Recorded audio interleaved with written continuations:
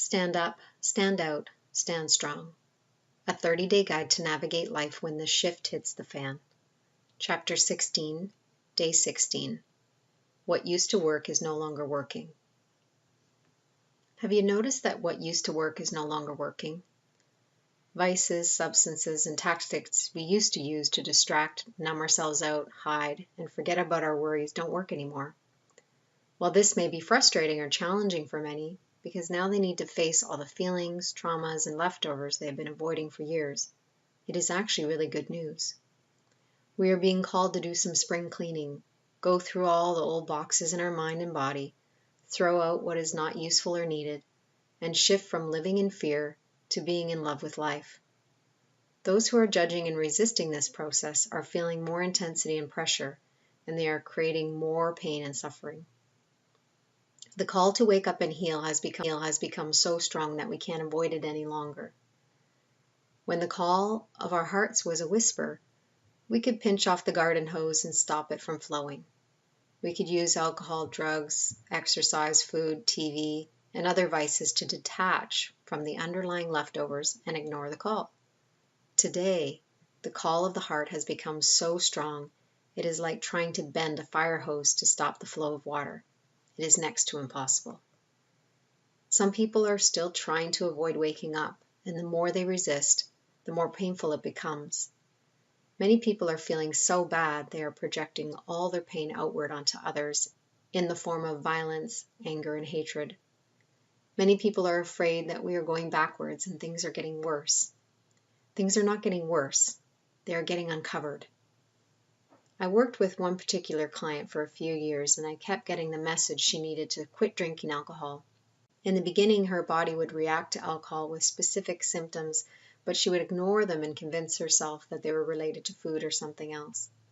At the same time, her guilt was eating away at her insides because she knew on a very deep level that her relationship to alcohol was not healthy and that she was meant to quit drinking alcohol altogether. She continued to ignore the messages, and she resisted for a long time. Her symptoms got worse and worse. Her resistance to quit drinking showed up as a desperate quest for answers for her health issues. She would jump from doctor to doctor hoping for answers to her health issues. Each time she would join for an intuitive reading, I would receive the same message for her to quit drinking alcohol. She didn't want to hear that answer. She resisted for a long time, until finally, at one point, she agreed to stop drinking for a period of time. Her physical symptoms improved dramatically, and some of her health issues went away completely for months. Slowly, after a period of time, they started to return. She would bring them to our session with confusion, worry, and desperation to find the answer. I kept being pointed back to alcohol, but I thought she had quit drinking, until one day I asked her straight out, "Are you drinking alcohol again?" It turns out she started having the occasional glass of wine with dinner, around the same time the symptoms came back. She was so resistant, convincing herself that there was something else going on, that she didn't see the connection and timing of reintroducing alcohol to her diet and her body's negative reactions.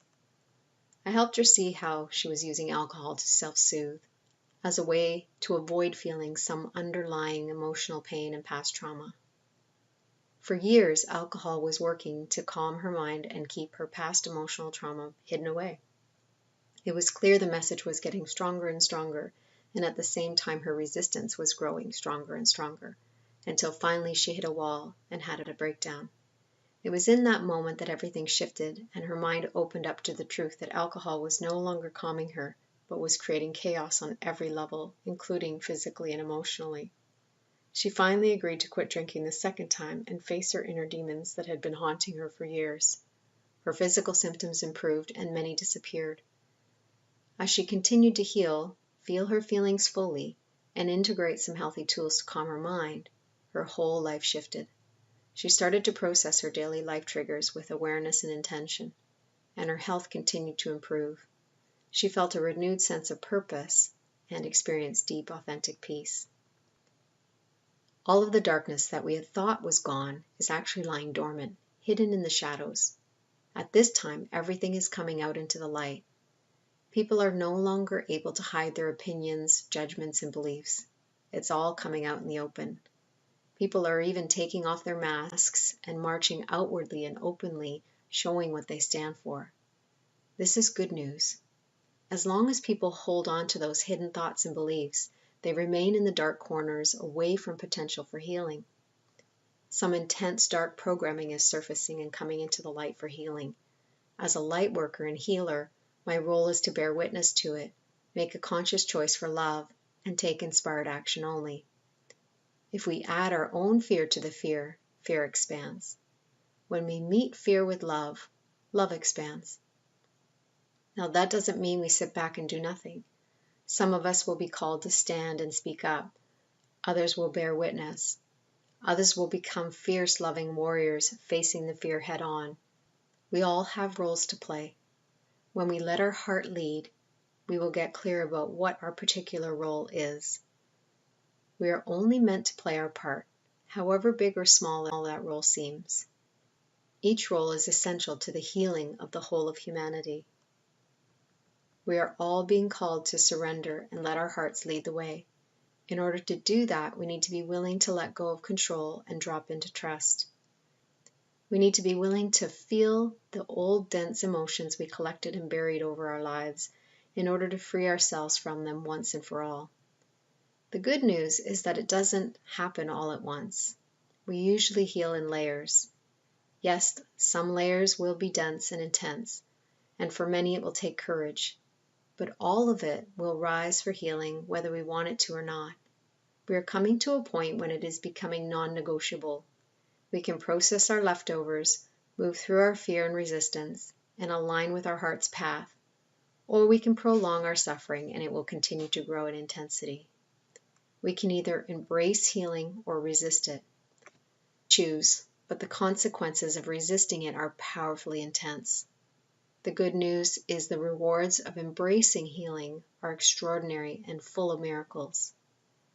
The challenge comes in the process of embracing it. We need to move through the phase of unwinding our minds, letting go of our judgments, facing our fears, feeling our emotional density, and clearing a path to love. Depending on how much avoidance one practiced and how much emotion one buried will determine how challenging the process may or may not be. For some, it will be a walk in the park. For others, it will be like walking through a mucky swamp.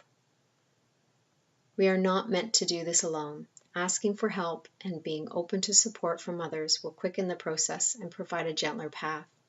Having compassionate witnesses will help us heal some of our deeper wounds with less suffering. Our ego mind loves to create more suffering and makes things harder than they are meant to be. While I'm not saying it will be easy, I know we all have the capacity to stop hiding behind our vices and take steps to awaken to our fullest potential. I've explained to many of my clients and my Heart-Led Living community members that it used to be much harder to be awake in this world. It was easier to sleep through life. Now the time has come where it is much harder to stay sleepwalking than it is to awaken. I know we can all do this. Each one of us can awaken to our full potential and inspire others to do the same, creating a beautiful ripple effect that will touch the hearts of all of humanity. We can do this. I have complete faith in every single one of us. Are you willing to feel to heal? Are you ready to let go of what is no longer useful or helpful? Are you ready to face your fear and resistance head on so you can free yourself? Are you willing to say yes to life and start living your full potential? Are you willing to play your part? I have complete faith in you. You are ready, and the world is ready for you.